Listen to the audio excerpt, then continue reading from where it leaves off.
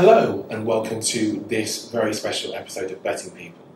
I'm delighted to bring to you a legend of political betting, formerly of Ladbrokes and now here at Smarkets, where he's kindly invited us. Thank you very much for joining us, Matthew Shaddick. Thank you so much, William. Very nice to be on your series. It's long overdue, I'm sure you'll agree. Anyway, going to get into the really good stuff first, namely the huge amount of really big political events we've had over the last decade. And I'm going to go right to 2016, where we had, of course, the famous double act of Brexit and the referendum here, and Trump winning the 2016 presidential election. Massive political betting events. How did they go for you and Ladbrokes at the time? Not too bad, actually, certainly compared to a lot of the British betting industry, which had a very bad time with both of those events and lost a lot of money. Good news for punters, obviously. EU referendum was fine. We made some money on that, partly as a result of the betting that went on after the polls had actually closed. Trump, yeah, we escaped without losing too much money on that. We were actually quite pleased with the way that worked out compared to what could have happened. But you know, you're right. It was a really, really big year for the political betting industry because it just encouraged a whole new set of people to become aware that we were offering markets and this sort of stuff and get involved with them and open accounts with bookmakers. So the overall impact was really good. Of the whole decade, do you remember any really big market swings? I'm thinking of stuff like the Access Hollywood tape. That had a really big effect on the narrative of the US election at the time, and I was wondering, did the market follow that, and are there other occasions where it has done, or generally speaking, are there differences between sort of public opinion and the narrative and what people are willing to part their money with? Yeah, I mean, the particular incident you mentioned with that Trump tape, I forget the exact numbers, but it was something like Trump might have been 7-2 before that was released and went out to like 9-2. In a very short space of time, which is a pretty big move in a big liquid market like that. But then there were lots of other instances during that particular election where the market suddenly swung. I don't know if you remember when Clinton tripped over on her way into a car or something, or seemed to collapse on some steps somewhere. All of a sudden she wasn't physically fit enough to be president. Everyone had forgotten about that by election day, of course. And in the main, those kind of campaign events, my estimation is the market generally overreacts to those. And so as a punter or a bookmaker, you want to be sort of zigging when everyone else is zagging in that situation.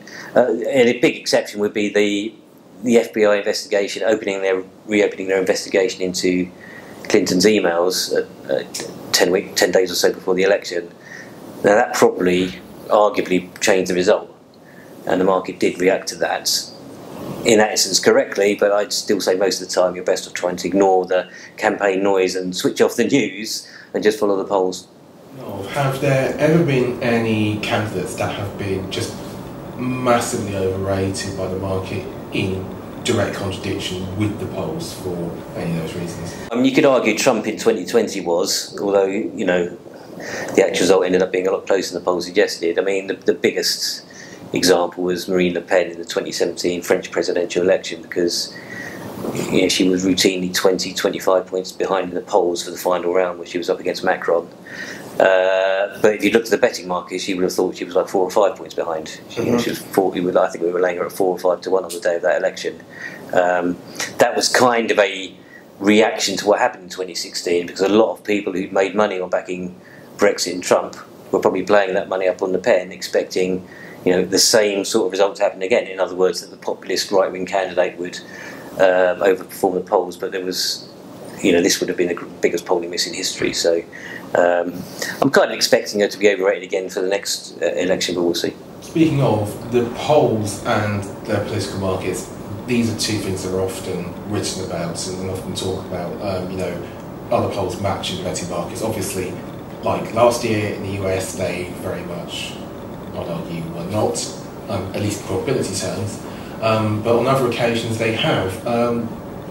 Do you think that, especially post 2016, but I'm looking at the whole decade because we had, of course, the Indy Ref. Do you genuinely think that polls and political markets, at least at the time the off, have matched each other, or have they begun to diverge a bit? Yeah, I mean, again, the best example is the US, because in 2016, if you'd drawn a graph if you looked at a site like 538, which produces probabilistic, forecasts of the outcome, and then you looked at the odds, which are essentially probabilities, and you matched them in a graph, they pretty much just followed each other exactly. They were really, really very close. In fact, in that year, the markets probably underestimated Trump a little bit. But if you switch to 2020 and you draw the same graph, there's a huge gap between those two lines where the betting markets, for whatever reasons, in some ways some good reasons, had decided to massively discount how accurate the polls were likely to be. And in some senses they were correct, because the polls did underrate Trump's popularity by quite a bit. Do you find, or did you find, that there was sort of a betting backlash in the sense that people were trying to go very much against what was seen as the conventional favourites after 2016? Because you said Le Pen in 2017 ended up being very much an underlay. Did that trend continue for other European elections? Yeah, I mean, you can look at lots of elections that happened in that time period.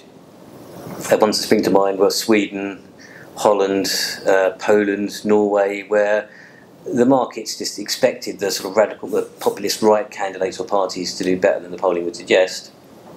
On average, they didn't. They did about as well as the polls would suggest. In fact, Le Pen did worse than the polls were going to suggest in 2017. But that sentiment, I think, was a big part of where we were in 2020, with the betting markets giving Trump a much bigger chance than the polls would have suggested. And there's definitely a strain of thought out there, which is now you can just ignore polls, ignore the experts, ignore the betting markets.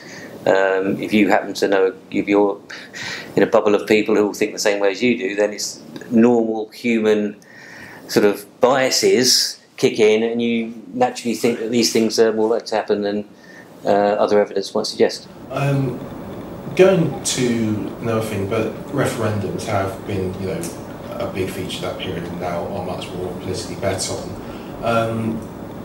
How big a betting event was the first independence referendum? I say that because IndyRef 2 is a big campaign, and if you're watching it, it might well be in the news. But what was the first one like? Yeah, I mean, the 2014 independence referendum was a sort of big milestone for me personally, career-wise, because I'd only just taken over full-time as a politics trader at Ladbrokes. Previously, I'd just done it as a sort of part-time hobby with my other jobs at Ladbrokes. So to have an enormous event like that, which created so much interest, a really big sort of two-way market as well, and a positive result as it turns out for us, it was spectacular. That really was the sort of start of that sort of 7 or 8 years of really big betting elections. How did you get into doing what you did? Because you said it was a part-time hobby. Has politics always been a passion of yours, I presume? Yeah, I did my undergraduate degree in political science, so I had an interest in that from quite early on. I never really bet on it until I actually got involved professionally with it. I ended up working for Ladbrokes because I was sort of horse racing obsessive. I'd worked in betting shops during the summers when I was a student, and had some other jobs which involved hanging around with lots of people who were really interested in racing. So that's how I ended up working for Ladbrokes, and then the person who'd previously done political odds left, and I put my hand up and thought this would be a fun way of spending a couple of hours a week, not really realising that it would become such a big product. And what was your first political bet? I remember, the first winning one I can remember was backing Ian Duncan Smith to be Tory leader. That would have been about 2007, I guess. I seem to remember it was about 10 or 12 to 1. But as I said, I didn't really follow it all that closely until sort of I think the 2008 US election was the first one I traded for Ladbrokes, and I look back at how little I knew then, and kind of amazed that we managed to avoid losing a fortune on it. But it was from that point on that I really took it seriously. And as part of it, what's been your best political betting memory? Well, I mean, I do remember enjoying the 2012 US election, because that just seemed to go exactly perfectly to plan, as opposed to like 2020, which, although that worked out well in the end, was several hours and a couple of days of torture waiting for the result to be confirmed. Yeah, but I enjoyed that one. We've had some really good by-elections recently. I mean, the ones in Peterborough a couple of years ago, I don't remember that, when the Reform Party got beat.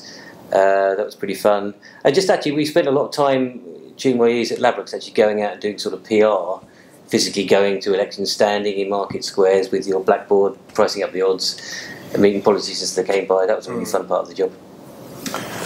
Well, thank you very much for opening this Betting People episode with some lovely memories of the past, and I look forward to calling the other bits with you. Thank you very much, Matthew Shaddick. Thanks, William.